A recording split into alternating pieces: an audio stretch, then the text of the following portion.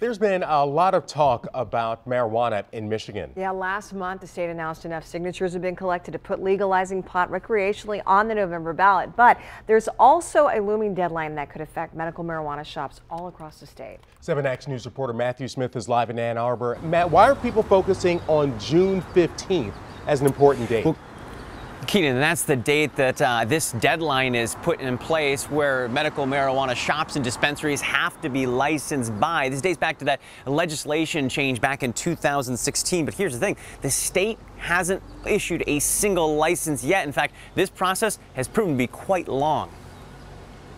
It takes months because we have to go through thousands of pages of tax returns and disclosures and all of these things. So when a business opens up in your neighborhood and it's licensed by the state, you'll know that they are following the rules, that they're doing it the right way. Now, to date, we know only 12 of the nearly 500 shops that have applied for licenses have even been pre-qualified. That's step one of a two-step process. But the reality is, if dispensaries keep their doors open beyond June 15th, that decision could affect whether the licensing board ultimately does give them a license at all. Meanwhile, many dispensaries open now or operating with local approval. I stopped by the Oma Medicine right here in Ann Arbor. They've applied for a license, but it's not a topic of discussion inside the shop. One of the owners told me that they've spent 8 years welcoming in city leaders, police, even congressmen to show they're not what you think of when you hear the word pot.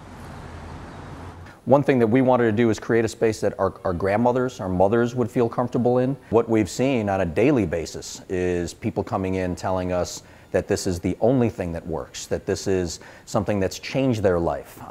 So it definitely feels good to be a part of that. So how long will it take licenses to go out, and what is the difference between state approval and local approval in places like this in Ann Arbor? We're taking a closer look at that coming up at 6:45. For now, we're live in Ann Arbor. I'm Matthew Smith, 7 Action News.